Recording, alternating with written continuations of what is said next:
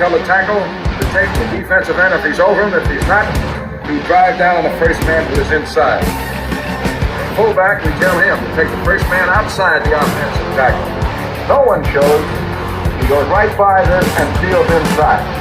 If the YN has the linebacker taken out, he cuts inside. If the YN has the linebacker in, he comes all the way around. If you look at this play, what we're trying to get is a seal here and a seal here and try to run this play in the alley.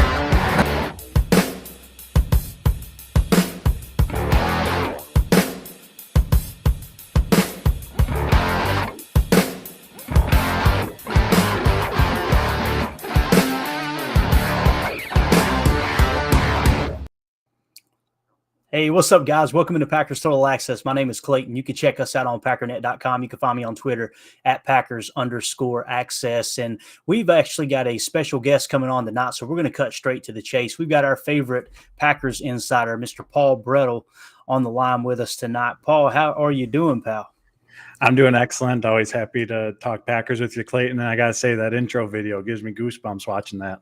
It's pretty cool, right? We actually found that there is a YouTube channel called Spread Offense, and I think they've got a website called spreadoffense.com, and I seen that video that they spliced together and actually marked on the screen, and I was like, hey, would you guys mind if I put that in my intro? And they're like, dude, we would love it. So that's how it came about. I would love to take credit for creating that, but I didn't. It was those awesome people over at spreadoffense.com. But yeah, so I want to ask you a question, Paul, before we get into some Packers talk. And it just hit me. I'm already off cuff. You're going, oh God, what's he going to ask? Let's do it. What is your we're coming up the night before the game, right? And we got our first preseason game. What's the night before a game normally look like for you? And it can even be regular season because I know you've got some press pass and stuff like that. So, kind of what's the night before look like for you?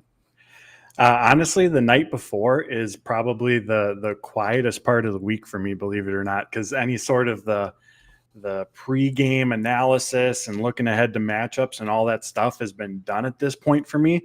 The day before, if it's a Sunday game, regular season, Saturday, there isn't any media availability. So, we're not talking with the floor. We're not in the locker room, anything like that. So honestly, the day before is usually the quietest part. And I'll work on I do like a final thoughts article that I post the morning of each game.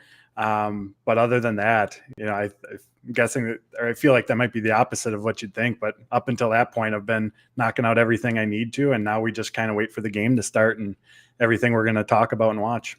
That's awesome. It's kind of the calm before the storm, right? Yep. I love it. I love it. First of all, we got a super chat from Mike Hebring. Mike, thank you so much for the support, buddy. We appreciate you. And we got Dakota here in the chat. Just want to read these off real quick. He says, "Woo, excited to hear from Paul Bretl." We're going to start a Paul Bretl fan club is what we're going to do. Anyway, let's do this. We're going to get you out of here quick tonight. I know you got stuff to do, Paul. I had kind of chatted with you offline and just had three questions that were, I don't know, it was just on the forefront of my mind. Like, I wonder how Paul feels about these three things, right? And let's just get right into the first one. The first question really being about Jordan Love. I mean, he's the talk of camp, right? So, and what I'd ask you is, a couple weeks into camp, how do you feel Jordan Love is progressing? Maybe what's one strength and one weakness, if those two things kind of pop out to you, Paul? How are we feeling about Jordan Love? Because, like I said, we're roughly 2 weeks into camp, about to go into our first preseason game. Seems like he's creating momentum, but sometimes us at a distance are so starved for football, we're kind of missing the forest for the trees, if you will. But how are you feeling about Jordan so far?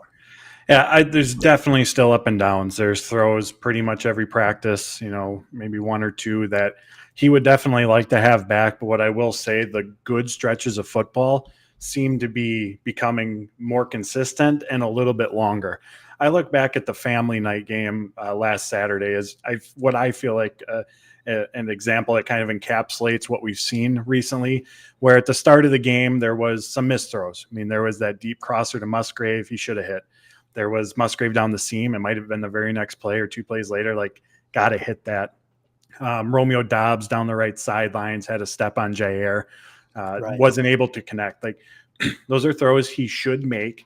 And Matt LaFleur even said afterwards, there's probably a little adrenaline, a little extra juice going through Love at that time. But he started to really settle in, and he took what the defense gave him, took what was available, and the offense was able to create some big play opportunities from it as well. During the 2-minute drill on a very similar crosser that he missed Musgrave on earlier, connected for a big gain.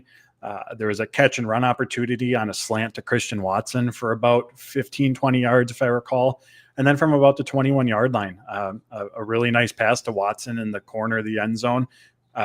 Corey Ballantyne was in very good coverage. It was a well-placed ball and a really good contested catch by Watson. So to me, that kind of encapsulates a little bit more of what we're seeing, where there's been, some throws you'd hope to see him make, or some that he'd like to have back, but being able to, take what's there from the defense. And then that practice, I should say, was really good from the standpoint of we saw some explosive plays being generated. In terms of, what's stood out and, a strength, so to speak, him and the offense as a whole has been really, really good. And I think they've been at their best when they're attacking the middle of the field. And, that's going to be one of the big differences that we're going to see from Jordan Love under center versus Aaron Rodgers. Like, obviously I could be proven wrong, but when we get to week 1, I'm not expecting this to look like this completely different offense that we've seen from past years. The bones of it are there and what we're going to see. But as we know, Aaron Rodgers wasn't a big attacker of the middle of the field, but that's an important part of the LaFleur offense. Dusty Evely writes for Cheesehead TV and Packer Report. He crunched all the numbers. He went back to 2019, and between 2019 and last season, Jimmy Garoppolo of the Niners, of course, attacked the middle of the field the most of any quarterback in football during that span, about 60% of his time.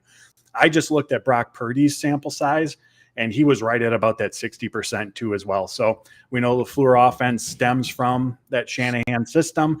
So it's going to be a big part of it. And the Packers have that speed, Watson, Reed, Musgrave. It gets those guys in space, catching the ball on the run, setting up yards after the catch opportunities. Hopefully hopefully that takes a little bit of the playmaking burden off of Love and allows those guys to pick up yak and generate those explosive plays, which is a little bit of what I just mentioned with the slant to Christian Watson and the pass to Musgrave across the middle. So the offense as a whole, Love in particular, they've been doing a really good job there. Area to improve upon, I would say it's just the consistency with the deep ball. They've been able to definitely connect on a few of them, but overthrows as well has been pretty consistent as well on those deep passes. And I'm sure to a degree it's, Love still learning those receivers. And, I'm guessing anyways, coming into this offseason, it wasn't a ton of time that him, Dobbs, Watson had spent connecting in practice. So I think that's a part of it, obviously, as well. He's a first-time starting quarterback, so I'm sure that plays a factor as well. But again, this isn't to say they haven't been able to connect. I'm sure we all saw that video today from Packers, their Twitter account of that connection to Dobbs, but he's missed a few as well. So, that's one of the areas that stands out in terms of what, an area where they can improve upon. Looking ahead to the Bengals game, a big thing, and I wrote this in an article, like, what am I watching for? I think right now it's just protecting the ball, not getting turnovers and not even, throwing turnover-worthy passes. The Packers, I believe, are 33-3 under Matt LaFleur when they win the turnover battle. Wow. So obviously that's really important. You add a young offense, like, when the 2020 version of the Packers, Aaron Rodgers and that offense, obviously they're probably more likely to overcome a turnover deficit than what this offense will be, at least early on. And speculating, of course, but so I think that's going to be a big thing is tomorrow. How does he do in those, what sounds like few series he's going to play in protecting the ball? Gotcha. Good stuff. Good stuff. And the only other question, it can just be yes, no, just a short answer. Mm-hmm. When you say you've seen him overthrowing, would you say there's been more overthrows on deep passes or underthrows? From my recollection, I would say overthrows. Great. That's what I want to hear as a fan, right? It's like if you're going to miss, miss out there, right? But the defender isn't. Absolutely. Good stuff. Let's get on to the second question here, Paul. How do you feel about this defensive front seven? Who's impressed the most? Maybe who hasn't?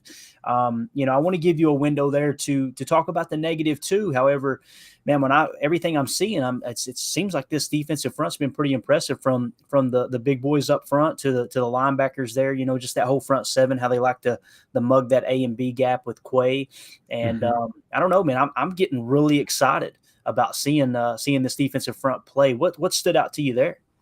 Yeah, I definitely am as well. And I need to revert back to the mindset of, especially against the run, hey, you guys got to show me in the regular season when it matters. But I've been really impressed with the play of the defensive line. TJ Slayton has been really, really good. He's been putting Josh Myers, through the ringer a little bit through these practices. Devontae Wyatt looks like he's poised to make that, year two leap that we often talk about with second year players.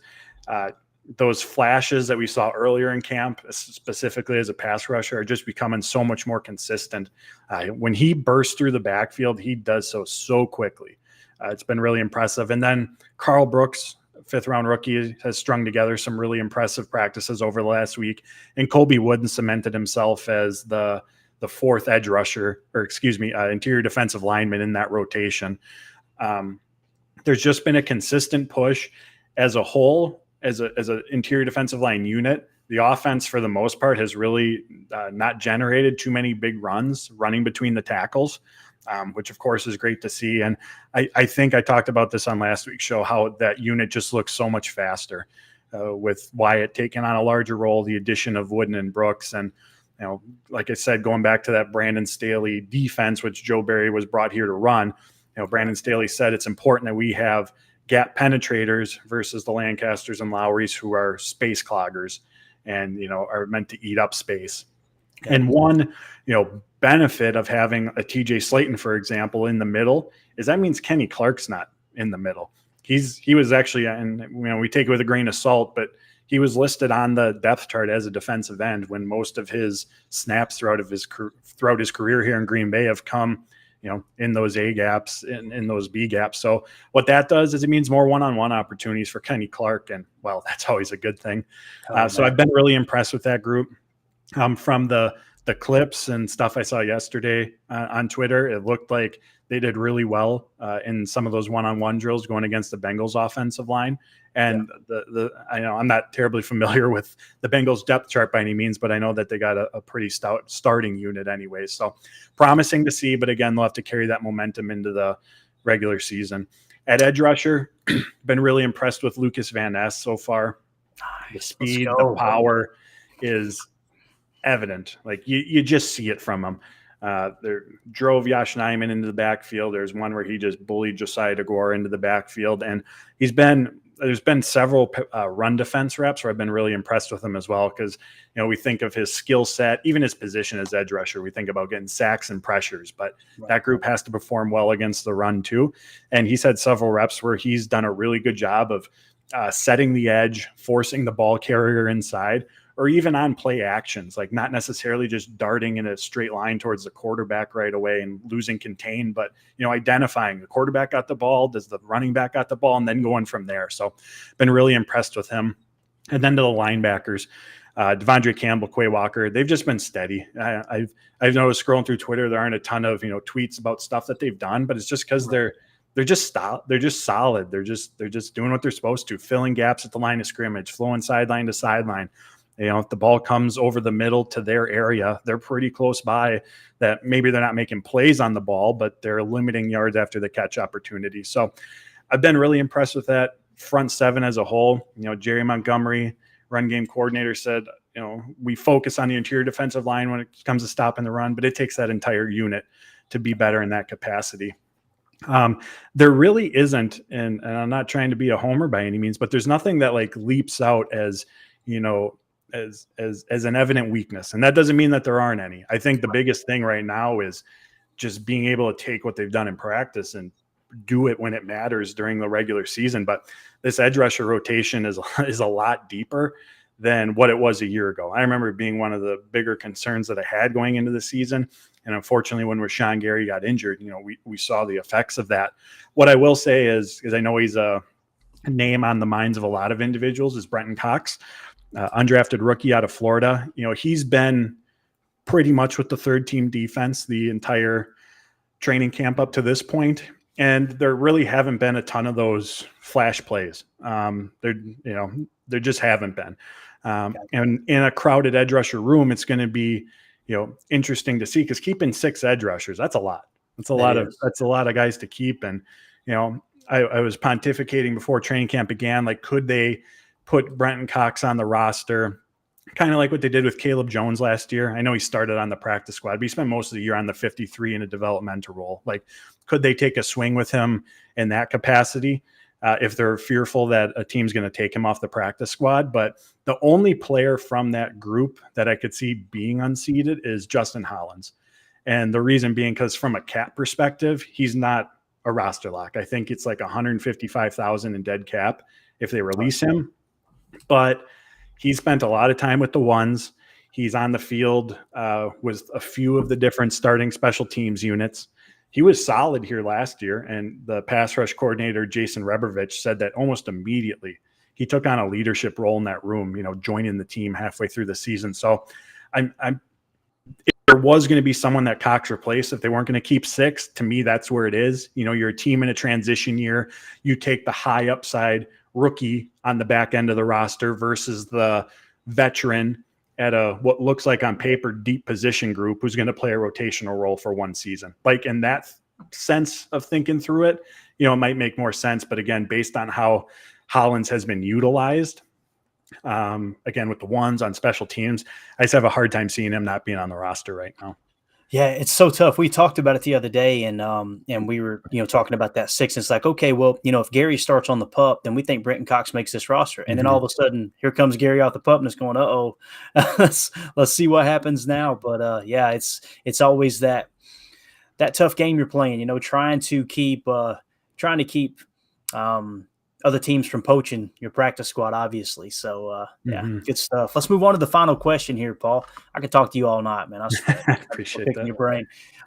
Third question, final one. Let's call it the pass catching progress report. All right. How do you see the receivers and tight ends? Like, how are they looking as a whole? And maybe who has most impressed you there from each of those two positions? Maybe what's the one receiver that you go, man, they've had a fantastic camp? And maybe the same thing with tight ends. I know we're getting really excited about Luke Musgrave, and I got to be completely honest. I did not expect Luke Musgrave to occupy that number 1 on the depth chart right off the bat and hold on to it. It seems like he's really holding on strong, and especially with the depth chart releasing and DeGuara kind of sliding to fullback, it seems like we are going to go to some of that San Francisco 21 personnel. But how do you see in this receiver tight end group now 2 weeks into camp? Yeah, we'll start with the tight end group. Yeah, Musgrave, he's been basically a day one starter going back to OTAs. Like, he's going to play a big role in this offense, and it's easy to see why. I'm sure many of you have seen the clips of him on the practice field. That size, that speed that he brings to the position, he is just such a matchup problem. And I think we're going to see a lot of them lined up on the boundary as well, not just playing in line or in the slot. I was looking up these numbers on PFF, and Robert Tonyan, actually 20% of his snaps last season, or roughly around that figure, came lined up on the boundary. So we're going to see Musgrave out there. There's one rep from practice that stands out in my mind where he was against Corey Ballantyne on the boundary, had a step or two on him down the sideline. Like, he's just Matt LaFleur said it best. He's different. He's just different than the type of tight ends they've had here. In terms of like many young pass catchers or many young tight ends specifically, consistency. There have been some drop passes. On top of that, in the blocking game, it's got to be an area that he's going to improve. His biggest impact is going to come in the passing game for the reasons mentioned, the big play ability, but also the opportunity he creates for others. Like, when you have that skill set on the field, it's going to create better spacing for others to operate. The attention that he draws is going to create other opportunities for others. So, but where he's going to have to improve is the blocking. Had the chance to talk to him in the locker room about that. And he, because Matt LaFleur said tight end's the second most difficult position on offense to transition to after quarterback. And Musgrave said the biggest thing for him has been the blocking transition. So you see the potential, but we've also seen the ups and downs with it as well. As far as Tucker Kraft goes, I thought family night was hands down his best practice so far. He threw a couple key blocks that opened up running lanes. We saw his yard after the catch ability, which he did a ton of at South Dakota State, caught one ball in the flat and was able to turn it upfield for some yards after the catch, made a red zone catch, a contested catch. So hands down his best practice. He was third on the Packers depth chart behind Musgrave and behind Tyler Davis. And based on what I've seen in practice, to me, that tracks because Musgrave's the pass catcher and Tyler Davis, to me, has been the most consistent blocker at the tight end position. So again, that isn't to say he's not going to see playing time. He's going to be a big part of this offense. All three of those guys are. But again, it's about the consistency of it. But he's someone who's been picking up some momentum as of late. Switching over to receiver, Christian Watson and Romeo Doubs, they both look like they're taking that year two leap. Matt LaFleur talked about how Christian Watson's playing so much faster. Romeo Doubs in the locker room after one practice said, he's playing faster as well. You get into year two, you're comfortable with the system. You know your responsibilities. You know the responsibilities of everyone around you. And again, there's less thinking and you're just out there reacting and playing. And that's what we want football players to do. So both look like they've taken those steps. I think it was Sam Monson from Pro Football Focus was at the joint practice. And he basically said Romeo was open all day. And Romeo's route running ability, Matt LaFleur said it. There's refinement that's needed. I'll add that caveat, but he doesn't think there's a route that Romeo can't run. And then with Christian Watson, what we're seeing is not only is he taking on a larger responsibility in terms of, snap counts and targets because he's wide receiver one, but he's being asked to do so much more, moving around the formation, running a greater variety of routes, and that's creating mismatches. We saw that. I'm sure many saw that clip yesterday where he's running a crossing route and he's got a linebacker in coverage on him. That's from that pre-snap movement and, asking him to do different things than we saw a year ago. It's easy to see his speed, the plays he made last year, and just think about being a boundary guy who's going to go downfield and get the ball. And he's going to do that. But his role in this offense is really going to expand. Matt LaFleur talked about he's just one of the smartest football players he's been around at the receiver position.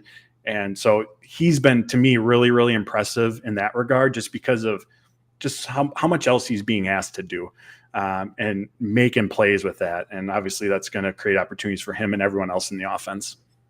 Good stuff. Good stuff. Yeah. We actually broke down the play you were talking about with Christian Watson on the backer. And when we slowed it down, Luke Musgrave was in the boundary X, and then you had Tucker Kraft in that bunch set. And what's crazy is it's technically, 12 personnel, but you've got one of those two tight ends stretching the field. So they had to make a decision. Mm-hmm. Are we going to put that corner on Musgrave or are we going to put him on Christian Watson? And then at that point for Jordan Love, it's simply, okay, they got the linebacker on Christian on this little drag shallow cross. Let's just let him run away from him, right? It's pretty exciting stuff. You want to talk about mismatches? When we're going to see Musgrave on the boundary and then Christian Watson lined up in the slot. I mean, oh man, the speed, the size, the defenses are going to have to contend with. Yeah.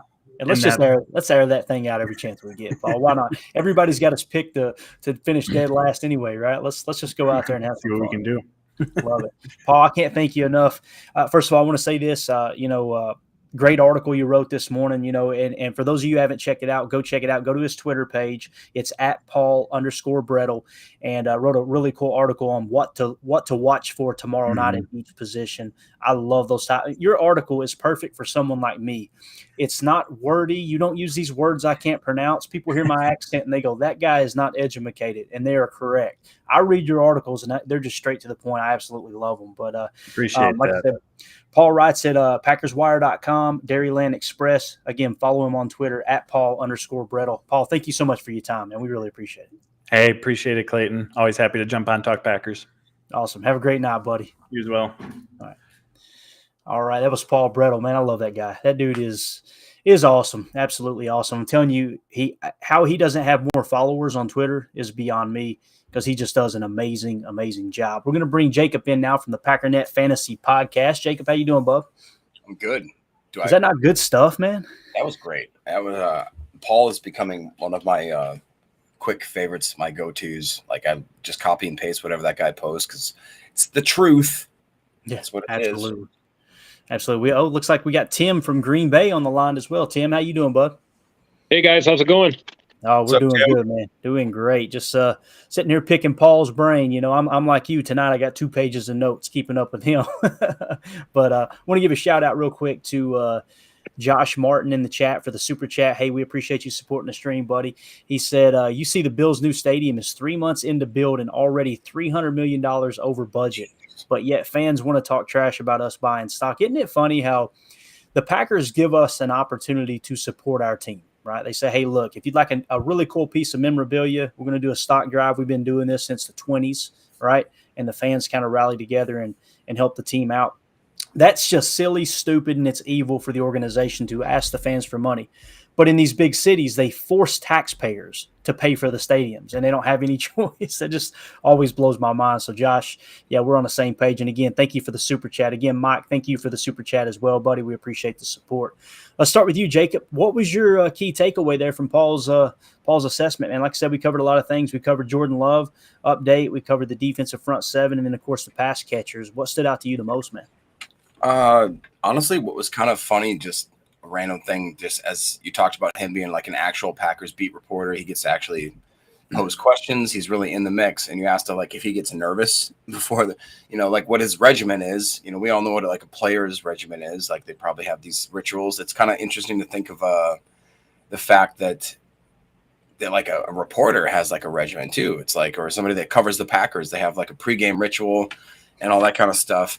And it's just, I don't know. It's cool to get in the mind of somebody that covers them for a living. And like I said, if you watch, go to Paul's Twitter or X. God, I'm never going to get used to that. And it's he's got, like you said, what to look for. And I read through that article. It's like perfect. I kind of highlighted it, I think, yesterday, where the battles that he was kind of looking at, and a lot of them are pretty obvious, but a lot of them are kind of just, little subtle things. And I don't know, man. I just really like the way that guy reports on the Packers. It's clear that he's a fan. Rob Right. Demovsky. And Jason will. No, let's don't call I mean, kind of, yeah. But it's no, man. I mean, I just it's just refreshing, I guess, to hear a guy that, like you said, I don't understand how he doesn't have more Twitter followers or more of a following, because that dude's stuff is just, it's to the point, it's succinct, it's very good. It's much like Andy Herman's stuff. It's like there's no filler. You just get what you came for. And so did we the practice today? Was there a practice? Was it not really reported on, or was it just like basically a walkthrough kind of thing because it's pregame? To me, it looked like a day off. Tim may know the answer to that. If you do, Tim, just answer yes or no. Do you know if today there was a practice or or just a walkthrough day off? What was it in Cincy today? I can't confirm, but I did hear yesterday in some of the post practice interviews they were talking about a practice tomorrow. So I don't know if maybe they're doing some kind of walkthrough tomorrow before the game. So I don't know if they practiced today or not. I would think they did at least something, but who knows? Yeah, I think they're just kind of holding it close to the vest, right? That seems to be the game plan this year. Mike in the chat said, love the rough stuff yesterday in practice. One thing this team must do is get more physical. I completely agree, man. It's what it's all about, man. Football, at the end of the day, it comes down to who's going to smack the other one in the mouth like this, Mike. Roadhouse. So, Tim, tell me, what was your big takeaway there from Paul? What stood out to you? Like I said, man, we talked Jordan Love. We talked the defensive front seven. I imagine you got excited when we talked defense, but also we covered the pass catchers as well. What stood out to you, Bub? I wanted to go to the defense right away, but I did get excited when he talked about Jay Love, because we were kind of talking about this in the last couple of weeks, where he was talking about consistency with the deep ball kind of being a weakness. And it's like, well, we've kind of known that about Jay Love since college, that the deep balls, and you brought up a great point. They're not underthrown. He's tending to lead them a little longer, which is better. And clearly the issue is tweaking the accuracy. So he's getting the ball there. We just need to, hone that touch. And that's kind of like what I was talking about the last time we discussed this. So to hear Paul bring that up and to know that he's seeing that too, just makes me feel really good about QB1 right now. No, I completely agree. That was the big question. As he was saying it, I was going, as long as they're overthrown, right? And I know people got frustrated, with Aaron Rodgers when he would overthrow, but that's what that's all about, guys. Like controlling that turnover differential. If you're going to miss away from the defender, don't hang one up there for him. Go ahead, Jacob. No, I'm just trying to when I was trying to listen to that interview, matching what my preferences, answers would be as I'm listening to Paul, and we talked about what we like about Jordan Love, what we don't like about Jordan Love. I think it's very clear that at this point, Jordan Love has shown that he has the footwork, he has the release, he's got the drop, he can read his progressions. He seems like he can walk up to the line of scrimmage and pre-snap, he can dictate the defense, he can try to make some audibles, some checkdowns. The only part, like Paul talked about, is the consistency. Ryan talks about it all the time. I have in my notes when I looked at it was the deep ball consistency and then overall consistency. And it's like, it sounds so simple, but I don't know. This Jordan Love thing has been the same conversation I feel like since the day we drafted. It's like, we just don't know until we know. We just don't know. And it's like, when are we gonna know? And then like Ryan talked about in his podcast multiple times, it's we have went from, well, it's just mini camp, it's just OTAs, it's just preseason, it's just scrimmage, it's just week 1, it's just the first half of the season, and then it's like, okay, then we can make our decision apparently. But at this point, I'm encouraged by the way that he's. So here's what I wrote down: footwork, reading defense as well, working through his progressions, release, and his overall leadership. That's a pretty good. And then the dislikes, I had deep ball accuracy and overall consistency. Like, to me, that pretty much sums it up. And that's a big if. He has all these intangibles. He has all these weird traits that, should make this guy, if he's firing on all cylinders, a top 15, at least a top 10, maybe a top 5 quarterback if, what freezes over. So I'm excited. Bill in the chat says, does Carpenter make the 53? And I kind of couple this with Eric Sutherland's question as well. He says, how many safeties you think we keep? It almost feels like that safety room was so crowded. They told Carpenter, look, your only spot on this roster is if you can really be a special teams ace and you can play a little linebacker for us in an emergency pinch. So, man, both of those are great questions. They really are. I'm not sure. As far as safeties go, I think Dallin Leavitt makes the roster. I think Rudy Ford. I'm going to kind of go from the bottom and back to the top. I'm going to go Dallin Leavitt for special teams purposes. I'm going to go Rudy Ford, Darnell Savage, because we're paying him a fairly big chunk of money, right? And let's see who else here. We've got it's either Jonathan Owens or Tarvarius Moore. It kind of feels like Tarvarius Moore might have screwed himself out of a roster spot here early on. I don't know what the NFI was about early on. Well, you haven't heard his name at all, fellas, have you, Tim? Have you heard Tim? This is a great question for Tim. What was going on with Tarvarius Moore when you were in Green Bay, Tim? Very little. And the NFI, it was a back issue, wasn't it? Yeah. Didn't he do that? And Coach LaFleur kind of made a kind of side out of the side of his neck kind of response when he was asked about it, like, oh, he hurt his back, so maybe it was some off the field kind of thing. Clearly, I mean, if it's an NFI injury. So, but I don't know if it's so much that issue as it has been the fact that we're hearing Jonathan Owens is playing at a high level so far, especially the last, I would say, 3 to 4 practices of camp. So maybe it's more of just J.O. is stepping up into that role. And I mean, if you held the gun to my head and said, who's your starters right now, week 1, I would say Savage and Owens at this point. That's just my take on it. That's sure what it feels like. Definitely what it feels like. We got Dakota in Tennessee on the line. Dakota, how you doing, buddy? Oh, I'm doing good. How about y'all? Oh, we're doing great, man. Just hanging out with the great Paul Bretl, trying to get a few tips here before we kick off the first preseason game. Are you jacked up for tomorrow, bub? Dude, I'm so jacked up. I don't think I called into Packers After Dark and got really excited, and you'll probably hear it after the game. But no, I actually came on here to talk about safeties, and when I joined, I see that y'all were already talking about them. But yeah, no, that's what I'm really fired up about is I want to watch the safeties. I want to watch the I guess outside linebackers. Is that what? And the defensive ends. That's what they're calling them. Those are two positions I'm really looking at for tomorrow's game. Gotcha. Yeah, it's going to be interesting to see what happens. It's one thing we didn't talk about with Paul, and it's because I wanted to kind of see who's standing out in that defensive front seven along with pass catchers, as opposed to we know the safety room's a train wreck, right? So, it's something that's definitely concerning. Just like our shower says in the chat, I remember when we lost Robinson back in the day. Bad safety play can decimate a defense, and we don't have much back there. But one thing to think about too, our showers is, dude, we can't get any worse than we were last year. I mean, we graded out at the absolute freaking bottom when it comes to PFF grades, and when I turn on the tape, it confirmed the PFF grades at the safety position. It really did. Dakota, do you got anything else? Any question, any comment, anything else you're excited about, bub, before we let you go? We got Andy in the hopper here too, man. It's so good to hear from you.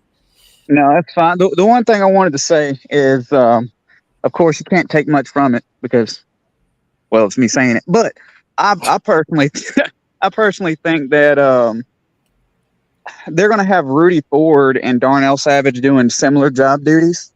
But I don't see, just because of what I saw Jonathan Owens and what he did last year, I don't see him doing more than, I don't know, what I would expect what's that called?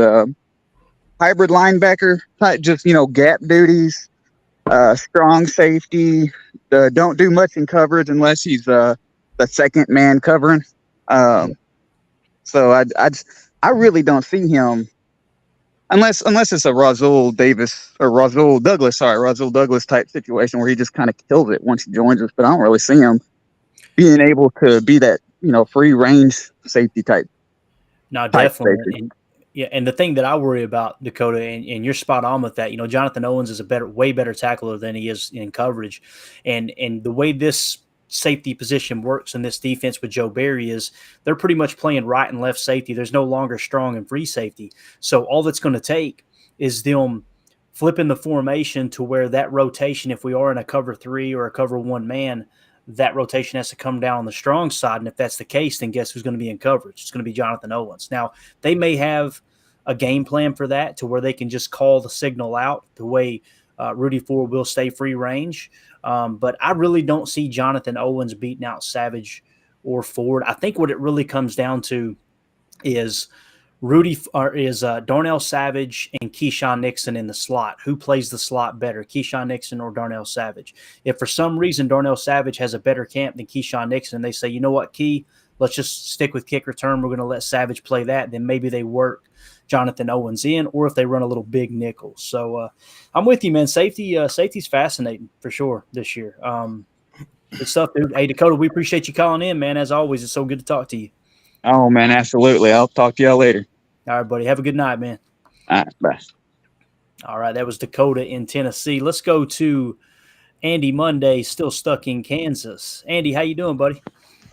Very excited about tomorrow night's game. I mean, for quite a few years, it was wake me up in January because we knew they were going to make the playoffs. And, some people wake me up. Sounds like a Green Day song, don't it, Andy? I listen to way older music than that, but I guess.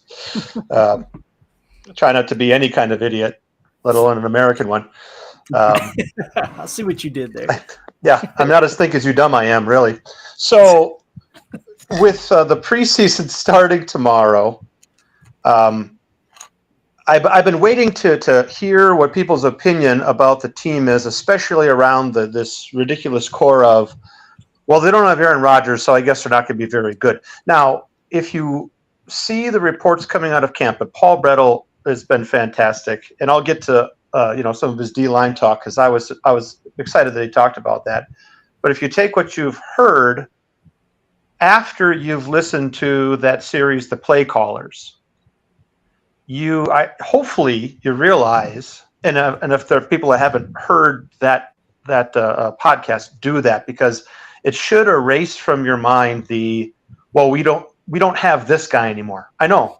Don't worry about that. What we do have, according to that five-part podcast, we have the offensive scheme and the defensive scheme that are both the schemes that people want. Yep. Both of the schemes. Now, someone would say, well, then how come it didn't work? Now, Clayton, you've been doing a very vigilant job as far as saying to people, look, it was the Matt LaFleur offense last year. So what's changed? I think we have better pieces. And as I was listening, to that and listening to that podcast and thinking about the reports, if the schemes are fine, how come last year didn't work out? and I'd like the answer to be that we didn't have the pieces. Just think through the offensive wide receiver, tight end weapons coming into this year compared to last year. Yeah. Like that's going to make a huge difference in there. And the very end of that podcast says the running game isn't going away, which is funny because a couple weeks ago it was like, well, the running game doesn't matter. Both of those are coming out in the same offseason. Like, okay, well, which one? And I go back to this little stat. Matt LaFleur's been coaching our team for 4 years. 2 of those years we've rushed over 2,000 yards a year, and one of them, one of those seasons, it's been over 1,900 yards a year. Now, what does that mean? Well, in all of McCarthy's time, we ran over 2,000 yards once. During Mike Sherman's time, I think it was once or twice, and Mike Holmgren's time, 0. So just in 4 seasons, we've had 2 seasons, 2,000 yards or more. And I've also been thinking, I'm throwing a lot of stuff at you here, Jacob, your fantasy podcast the other day about the over-under with Aaron Jones and A.J. Dillon. Yeah. There's no way that those numbers are high enough. Because if an offense is running 60 to 65 plays a game, and Jordan Love is not going to be, and if Jordan Love is not going to be throwing 35 times a game, well, all the other plays are run plays. No, I agree. That's just real quick, and I'll let you get back to your spiel there. Yeah, like I really do think that when you look at the over under for the season stats, they're sleeping on Green Bay's every single one of their positions. Jordan Love's, I believe they have him at like 3,300 yards passing. I mean that's fair, but I think he can blow past that. I think Aaron Jones was around like 900-ish, I believe it was. AJ was around like 800, 850-ish. I'm within probably 50 or 100 yards. But then they also, the biggest thing I thought was most criminal, they had Christian Watson at 5.5 touchdowns for the season. Crazy. For the season. And he missed 5 games last year. Go put the mortgage down on a bet. I'm just kidding. Don't do that. Don't do that. Don't do that. Disclaimer. Andy, you got right. Andy, you got to get back in. You got to get in that league, dude. How come you're not in there? Come on, Andy. Get in the fantasy league, dude. I'm trying to work out the other fantasy league that I'm in, and that one's kind of floundering. So I've been recruiting people for that more than anything else. But here's what you need to do. Here's what you need to do to that other fantasy league. Roadhouse. Right. Kick them to the curb, Andy. Crazy for Swayze, that's for sure. Yeah, you got that right. Was Rob Lowe in that movie? In Roadhouse? In Roadhouse? Yeah. Was Pretty Boy guys? I don't know, man. That's a good question. I should know that. I just always wondered. I don't care for the pretty boy scene. I'm here for the fight scene. That's it. I've always wondered if he'd be in a movie where he's a thief and he like goes after the big box hardware stores, because then we could all ask, how many Lowe's could Rob Lowe rob if Rob Lowe could rob Lowe's? I just think that's you're not going to top that. Okay, I'm going to chart some stuff tomorrow night about D-line play and the offensive formations and stuff, and then I don't know, just kind of focus in on that and see how our pieces fall. Because boy, if the scheme is right and they think we're going to be bad, that means that people think that our pieces are all wrong, and I just think that's doing. Give me the evidence where they're horrible, because that's really what it is. I mean, we're going to have the offensive production just based on the evidence of the efficiency from the running backs, the variations that our other weapons can do, the offensive line, which I think is really coming and is being solidified by the coaching staff.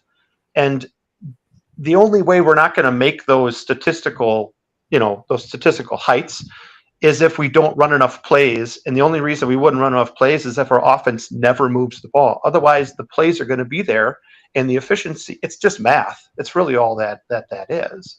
Yeah. So tomorrow's not going to show all of that. Tomorrow's going to show a few things, and but let's just football, get it started. Andy. It is football, my friend.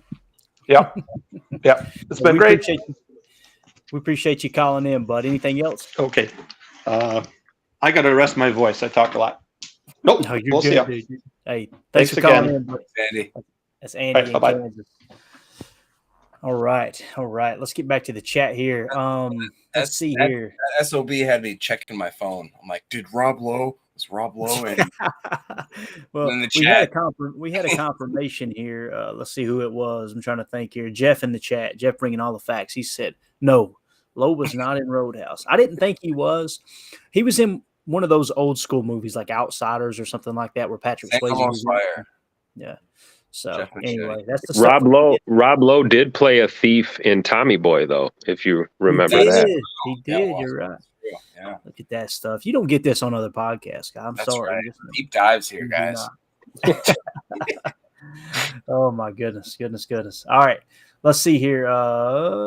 Let's go to the chat right here. Let's see what our buddy Garrett has to say. He says, go back and watch last year's season opener versus Chicago. Aaron Jones had 2 touchdowns in the first half. I truly believe the Pack can do even better against the Bears defense this year.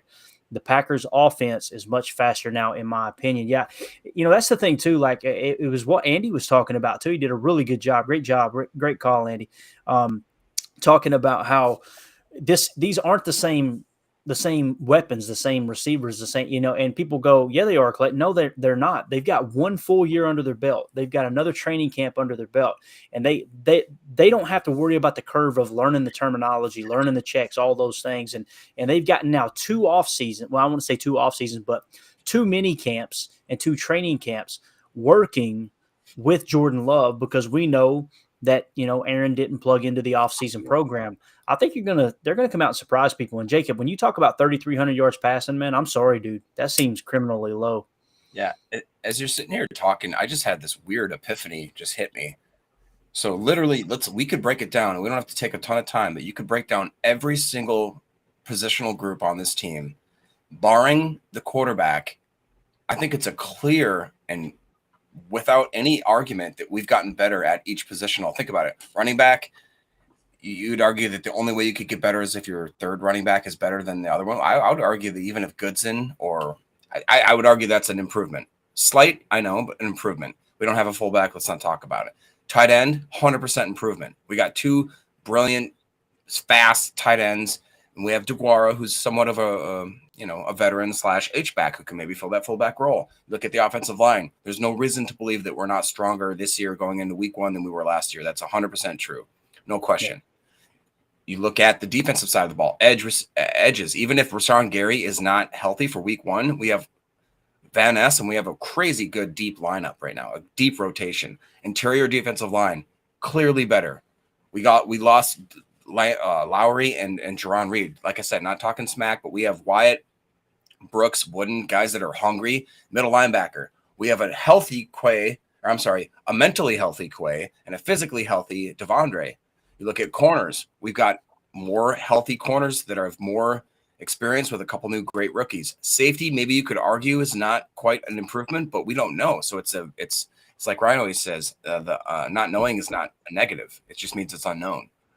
Yeah. Our special teams, I'd argue, maybe takes a step back because of Anders. But other than that, dude, this is a team that's improving. So it is really on Jordan Love's shoulders. And I hate to put more pressure on him, but it really is. If this guy can even be decent, I really think that this could be crazy sneaky. I'll say it, 10 wins. If we hit 10 wins, just statistically, that's when we make the playoffs. Maybe it's 11 because of the added game this year, but I think we can get there. I really do. Yeah, definitely. Tim, we're going to go to you next, buddy. You just sitting over there listening like a good soldier, man. I swear we haven't forgotten about you. We got a question here in the chat from PZZRVP. Say that 3 times fast. Clayton, there are ways to cover for weaknesses in defense. How can the Packers cover for the weakness at safety? You got 2 elements, in my opinion. I'm going to call you peasy, all right? Easy peasy, lemon squeezy. So there's two elements to the safety play in this particular type of defense. Obviously, you've got to be able to play catch man. You got to be able to play man match within this Joe Barry defense. I'm trying to think of how to word it where I don't try to sound like I'm trying to sound intelligent here. Essentially, the safeties, in most cases, once the receiver breaks the 7-yard threshold, they are now matched up on the number 2 receiver. Unless the number 2 receiver goes shallow and the one crosses his face, then everything changes, okay? And you've got different elements to this, from mod to meg, the apex defenders assignments change, whether it's zone match, man match, all these things. But to answer your question, it's right there at pre-snap is the answer to your question.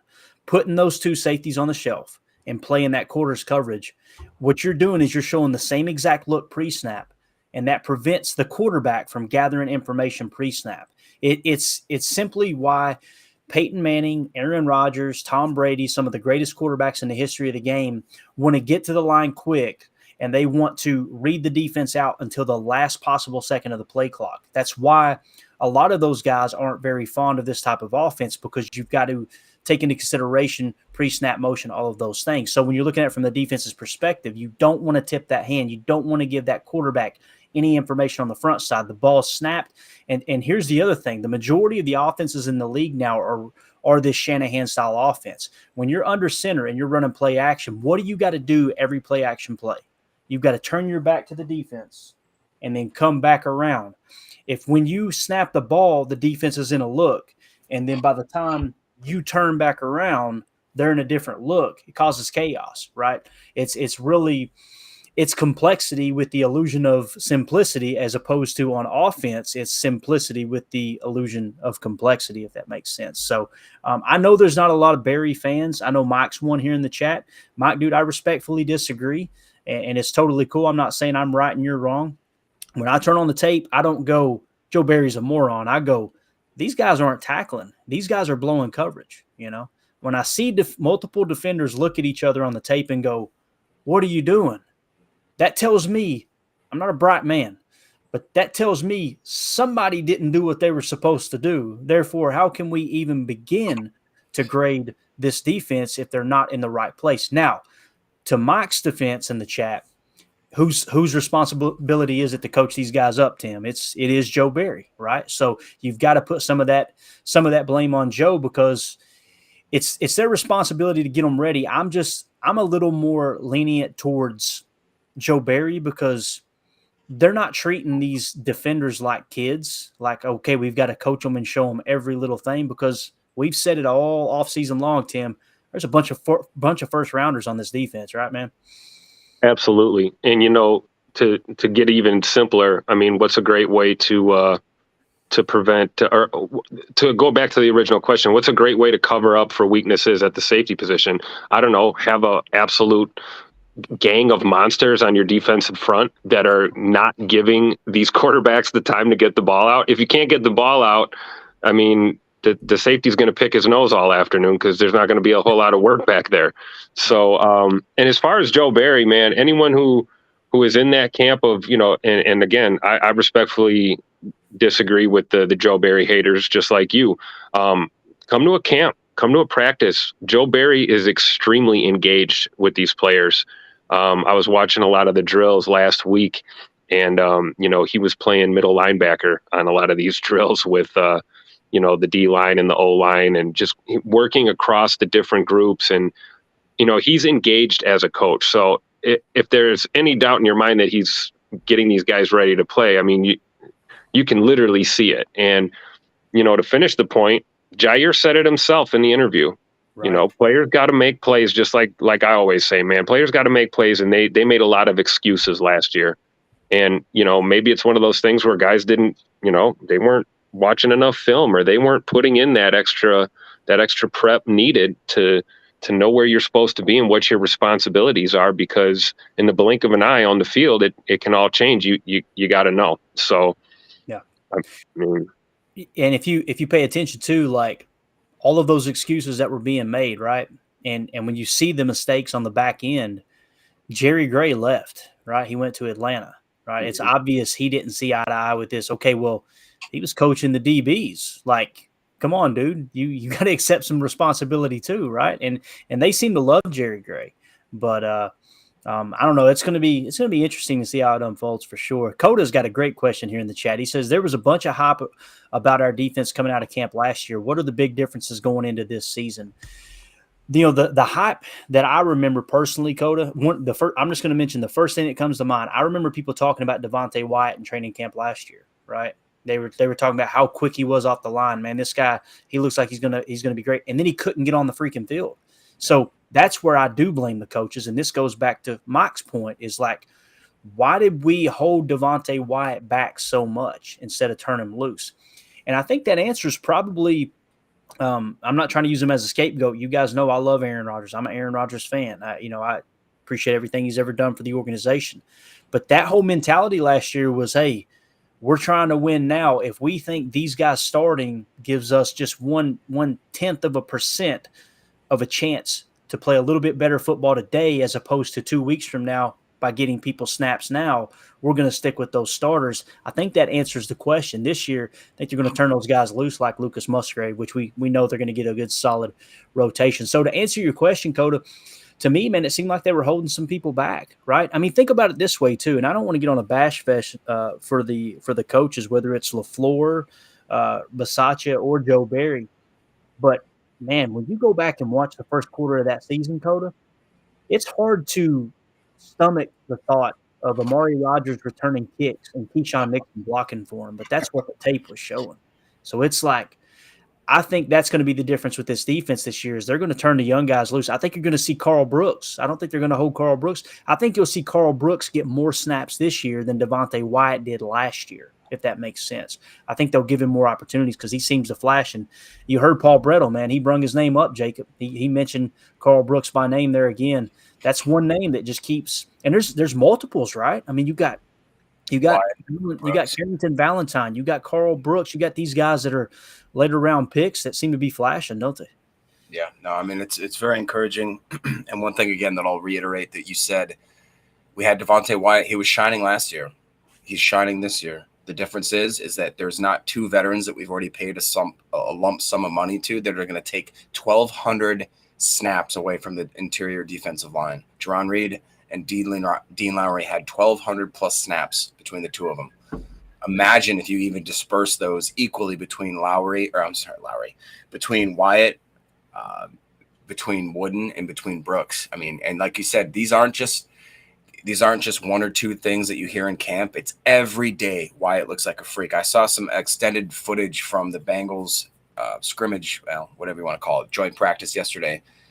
Wyatt was a freak. He was a freak. If there was not basically a rule that you don't touch the quarterback, you don't even really follow through with your initial get off. You pull off and you just throw your hands up and basically fall away, and then they complete the pass and they call it a completed pass in their notes.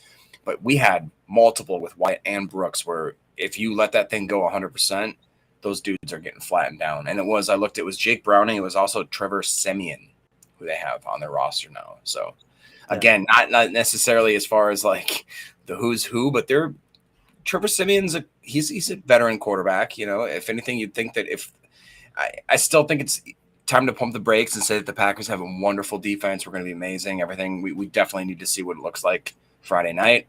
And just like Ryan said, then we got to look to week 2 of preseason, then week 3. We don't know nothing yet until it's, week 1, but then it's just week 1. So, week 2 and so on and so forth. Where it's just going to be a snowball of emotional, just craziness. We're going to all go,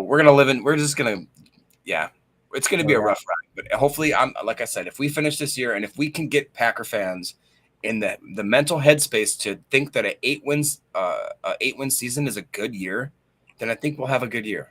I think we'll all be less stressed. But if we can't tap into like that, probably I hate to say it, but like 80% of Packer fans, that if they see 8-9 or you know what I mean, they're gonna be like, fire everyone, burn the place down, pee on the ashes. Right. Everything needs to be restarted. No, we need to think that like an 8-win season is that's a good year. It's a good year. So we have to be humble enough to accept that. But definitely. All right, guys. So everybody in the chat, I wanted to try to do this tonight. Okay, go ahead and cut the chat off.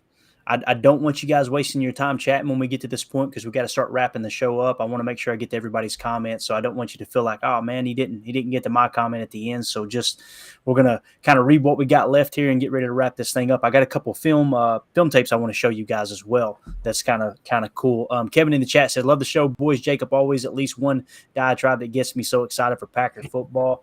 I completely agree. PZ in the chat says, See the new choking Bears logo, furrowed brow, mouth open, gasping for air. Only way it could be better is if it were the Vikings purple. I love it. Hey, since you brung that up, let me get the rest of these chats real quick. And remind me, I'm going to show you guys something to do with Justin Fields' stats here in a second. Kevin Rogers, thanks for keeping us Alaskan Packers up to date and informed. They appreciate you listening from Alaska, man. That's awesome. Eric in the chat, keep hearing that we need to bring in a couple veterans. I disagree. Let those young cats roll and see what we got. I'm on board with it now, man. I've been kind of hesitant with that opinion as well. Stans the man in the chat says, how many 300-plus yard games do you think Love will have this year? Rodgers didn't even have one last year. Plus, do you think LaFleur has learned his lesson in the hot hand take at running back? I think this year they're going to kind of turn Aaron Jones loose. I really do. I think they're going to kind of lean on him a little bit more. I know some of these guys here with Packernet, they're like, man, run him till the wheels fall off. But I'm not saying that, but I think we will see the most Aaron Jones we've ever seen this year. I think they'll just kind of turn him loose. I believe that. R. Shower says, I engaged with a lot of never mind, we ain't reading that. That's why you don't show them before you read them. We love you, Showers, but we got kids listening, buddy. If this defense, this is Mike in the chat, if this defense fails again, it's not the players that are going to pay the price. It's Joe, fair or not. That is a fact, Mike. That is an absolute fact there, buddy. Mm-hmm. Fair or not. If they don't perform this year, Joe is probably – Matt's going to get a lot of pressure to get rid of Joe. There's no doubt about it. The defense balled. This is Be the Hammer. The defense balled in 2021, but nobody wants to give Joe credit for that. See, that's the thing, too. Nobody was talking about. We were coming into 2022, fellas, and everybody was just talking about how awesome Joe Barry is in this defense. We get through the first quarter of the season, and literally Tony Romo is on the live broadcast going, this might be the best defense in the league. We forget about that, right? And then, of course, we finished the last quarter of the year very strong. So it was just that middle that was – man, it was hot garbage. There's no doubt about it. Jeff in the chat says, I hear what you're saying on Joe Barry. My thing is then produce. He has never produced even an average defense with the talent he has this year. It is do or die. No more defense. No more defense for Joe Barry. Get it done. You make a good point, Jeff. Everywhere he's went, they really the numbers have been bad. There's no doubt about that. All right, let me do this. We're over the hour mark. I probably shouldn't do it. I'm going to do it anyway. I want to show y'all some film here in a second, but I thought this was cool. This stat here, let me just share the screen to make it easier for you guys. I want you to see this. This is wild. So, you know, the Johnny Manziel documentary's out, right? And everybody's talking about just how horrible quarterback Johnny Manziel was. Look at this comparison. This came from @ClapDan. Said Johnny Manziel's career stats, 193 yards per game. Justin Fields is, what'd you say, Jacob? It's just bad. That's just really bad. Johnny Manziel's yards per game, 193. Justin Fields, 165. One touchdown per game for Johnny Manziel, 0.96 touchdowns for Justin Fields. 2.7% interception percentage, 3.6 for Justin Fields. What does RT even mean? I'm trying to think here. Oh, what would that be? Rating? Okay, rating? So it might be okay. So it's just rating as opposed to QBR. Oh no, it's QBR. Yeah, I think that's what it is. Well, they do have two different ones. They got like quarterback rating and then yeah.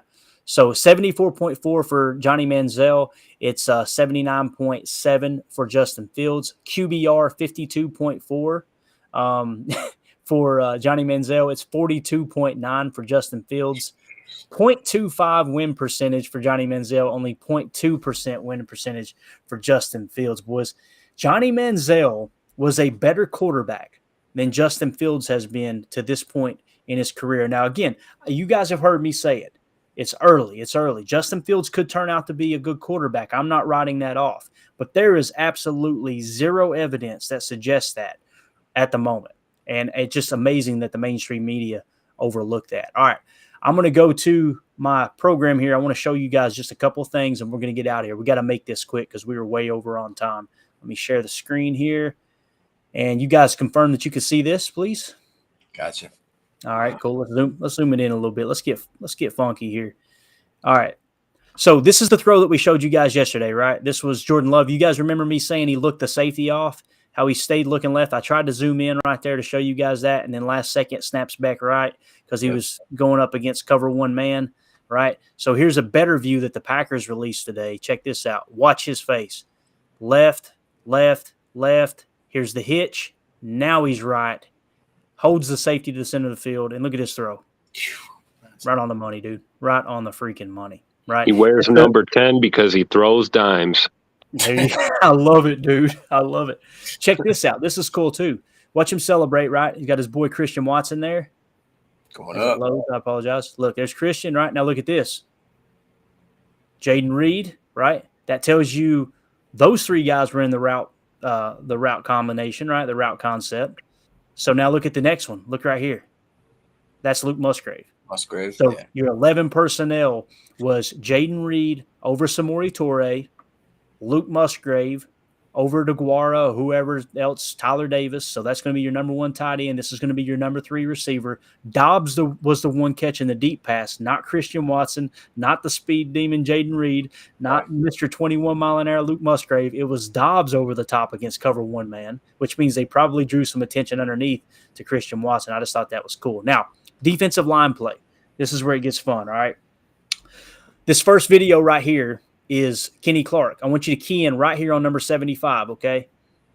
Right here. That's Kenny Clark, okay? And he's going to be in a 4-tech. This is that look, that tight look is what they're practicing here. A 9-4-4-9. Kenny's going to be playing a 4-tech, which is directly over top of the tackle, all right? And I want you to watch him right here. Watch him. He's going to punch his chest, swat and swim, and then use the old Reggie White hump move. And I want you to look where the O-line ends up here, guys. I'm going to zoom in. See him over to the left. Look at this. Punch, right? And look at that. Look at the swat and swim, right? Here's the swat. He's going to swim over the top with the other arm. Now watch this. Here's the hump move. Look where the O-lineman ends up loose. Look. And this poor guy right here that has zero calf muscles playing quarterback, right? Look how close Kenny is. He's dead. He is dead. And that was in no time, too. Like that quarterback's going to have to sidestep left, and he still humps him out of the way. No pun intended. There you go. All right. So moving on to the next play. That was our boy Kenny, right? Next play here, we got Devontae Wyatt rep. All right. What I want you to focus in on is on the right side here. He's going to be over in this area right here. 74 is kind of covering him up, okay? I don't know what Mini-Me's doing here, but 74 is going to be covering him up, all right? Check it out. It's another tight look. He's going to be in a 4-tech directly over the tackle. A 9-4-4-9 is what they're mimicking here, although all the linemen aren't on the field. That's what they're practicing. You're going to see a bull rush and then a speed to the inside. Watch real close there next to 74. Look at this bull rush. Watch the lineman, number 61 right there. Watch his feet. Look at him. Now watch, and he literally bull rushes him and then just speeds inside. Sack. Look at this. Look at the guy flinch. Look at no calves flinch right there. Oh, crap. Right? Beautiful rep by Wyatt. Absolutely gorgeous. All right, let's go on to the next one. This next one right here is Preston Smith. Now, when you talk about that tight front, 9-4-4-9, Preston is playing the wide 9 right here, okay? And he's going to be off the right side of the screen. It's going to be hard to see him. It's going to twitch a little bit here as I adjust the height, but you're going to see him come off the edge. I want you to watch what Preston does here, man. An absolute bull rush. He wins low. He stays low. And watch how his feet stay on track with the quarterback. Watch this bull rush. Bang. Look at the lean.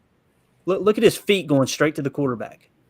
And by the way, that's a hold. That's getting called 9 out of 10 times as a hold, right? Preston absolutely dominates that rep. All 3 of those plays, guys, that we just showed you in those one-on-one blocking or whatever, all 3 of them, our guys absolutely dominate. Kenny out of the 4-tech, Devontae Wyatt out of the 4-tech, Preston out of the wide 9. And listen, the Bengals don't have a great offensive line. I'm not going to sit here and pretend they do. But that is an NFL offensive line trying to put in decent work in training camp, and they got dominated. Go ahead, Jake. No, I've watched that sequence. It's a really cool drill if you look at it, because it's basically your starting 5 offensive linemen, and then they take a drill. They take your left, stage right, audience left, however you want to say it. You start with your edge defender. They do a one-on-one. They go to your your D end, and then they go to your nose, and vice versa. But if you actually stopped and watched the beginning, Justin Hollins actually won his first battle off the edge, and then it went to, I believe, who was your first clip that you showed us? Kenny. Yeah. Kenny. And then it went to Devontae Wyatt. And then, or no, I'm sorry, I think it went to Slayton. And Slayton was maybe the only one that you could argue Slayton, yeah. didn't quite win, but he didn't lose. If anything, like if that quarterback's holding the ball for, a 2 or 3 second drop, he's going to still get there. So I would argue the only one that maybe didn't make that play and win that one-on-one would be Slayton. But even then, he still was pushing that pocket. So, and then, like I said, Justin Hollins? That's not true. Justin Hollins. Yeah.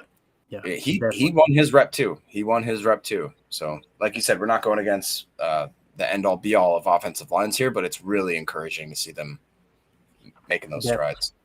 Tim, what'd you think about that defensive tape, man? I think it's awesome and it's poetic because when I watch those clips, especially of Wyatt and Kenny Clark, it's literally all the stuff that I was trying to document last week after practice, that this D-line group stays late. Kenny Clark is the first one over there leading that group, and that's exactly what they were working on the sleds, man. They were bull rushing and getting off the block like repeatedly, and every single time Kenny was showing these guys technique. And so now we watch it in a joint practice when it's not our guys that they're working against and it's not a tackling dummy that they're working against, and you literally see this already translating to the field. It gives me goosebumps, man. Those are great clips right there that you broke down, Clayton. That's just a perfect example of what I saw with my own eyes, man. It's crazy. It's awesome, dude. I love it. Jeff said Kenny had that guard looking like a drunken sailor. And there is football on right now, so we're going to wrap this thing up. But Eric says this Texans-Patriots game is like watching paint dry. Jeff said they are setting up these linemen with their speed and then transitioning to power. Then when they have them up high and off balance, love it. Yeah, great center of gravity for sure. Jeff, appreciate the kind words, buddy. He said Clayton, nice work, and share it. Love it. Our shower says they look beastly in those reps. Nice detailed analysis. Appreciate it, man. And then, of course, Mike in the chat says great detailed coverage, fellas. Nice work as always. Hey, we appreciate everybody hanging out with us. We're going to wrap this thing up. Before I do, I thought this was cool. You guys know DJ Reader was the one that Elton Jenkins absolutely pimp slapped. All right, so he came out, and here's a quote Ryan Wood posted. He actually tweeted this of Ryan Wood on Twitter. He said, Bengals defensive tackle DJ Reader might not be Elton Jenkins' biggest fan, but he was impressed with Jordan Love today. Quote, he seemed more confident under center. He seemed like he was feeling good. The offense was doing what it was doing. He was having a good day. He looked decent back there. He wasn't just running to take off, wasn't doing any of that stuff. He was trying to go through his reads. We did a good job of staying off of him. I thought he was decent. He had a good demeanor back there. I look at a lot of quarterbacks and see what they've got going on, especially because I'm right there on the ball. He has a good demeanor and things like that. So I thought that was pretty cool, man. And that's now about I think the fourth or fifth defender that's played against Jordan Love, that's bragged on Jordan Love like, hey, this dude can play. This dude can ball. So, again, you got to put it on the field when it's a real game and a real regular season game. I completely understand that. But I think things are looking up. All right, let's wrap this thing up. Jacob, you got any parting thoughts, buddy? No, man. Like I said, just let's get excited for tomorrow. Let's all maybe try to – is Ryan doing a watch party, it sounded like, possibly? He was going to try to. I don't want to answer for him. If maybe, I had to guess, maybe I'll have to look out for that if it's Well, if it's at all possible, we're going to do one. But again, he's got a lot going on, so it may not happen. It's something he wants to do for sure, and I know a lot of people would like to hang out. That would be awesome. I know I would enjoy hanging out. So we'll keep you guys posted on that for sure. If it does come to be this week, if not, maybe it'll be next week. But when it does, we'll make sure you guys know. We'll blast it out on Twitter and all that good stuff. Tim, do you got any parting thoughts, buddy? Bunch nasty X, baby. Let's go. We're gonna make T-shirts, Clayton. We're gonna get Scoot on there and Musgrave, and got to do bunch nasty X T-shirts, man. It's gonna be awesome. That can be go Pack, go, baby. Tomorrow, it's on and cracking. Let's do it. All right. Again, I want to thank Mike in the chat for the super chat. Thank you so much, Mike Hebring, man. We really appreciate the support. Josh Martin, thank you so much for the super chat. You guys are awesome. Thank you to everyone in the chat. You guys always bring the thunder. It makes it such a better show when you guys are in there commenting. You guys bring the humor. And I tell you what, man, every time I chat with you guys, whether it's Jacob or Tim, Obviously, Paul Bretl, Ryan, Jake Shavink from It's Always Draft Season podcast, on and on and on. And especially, like I said, you guys in the chat, I'm always learning something too, man. That's what this show's all about. Us just being, insanely loyal Packer fans trying to learn the game at a different level and learn it together. I will say this. Yesterday, we hit an all-time high in live viewers of 56 viewers. Tonight, we hit 58, and then we jumped to 60. So the new record for the live stream is 60 that we hit tonight. So thank you all for dropping in. If you don't care, hit that subscribe button. Don't worry about notifications. We don't want to bother you every time we post a video or go live. If you want to turn it on, great. We're just trying to get those subs up so we can help get the channel recognized so other Packer fans can find us for sure. Also, in the upper left corner, scan that QR code. If you're watching on YouTube and you're like, man, I'd like to hear this in podcast form, scan that QR code in the upper left. It's going to take you to Packernet Podcast. And what's cool about that is you're going to find way better podcasts on there than this show here. Just by scanning that QR code, man. We've got some awesome stuff going on over there. Got Jacob with the Packernet Fantasy Podcast. You got Ryan Schlip with Packernet Podcast. Been my favorite podcast now for about 4 years running. And Jake Shavink, It's Always Draft Season Podcast, on and on and on. So make sure you check that out, gang. We're going to get out of here. We went way over. Appreciate everybody in the chat.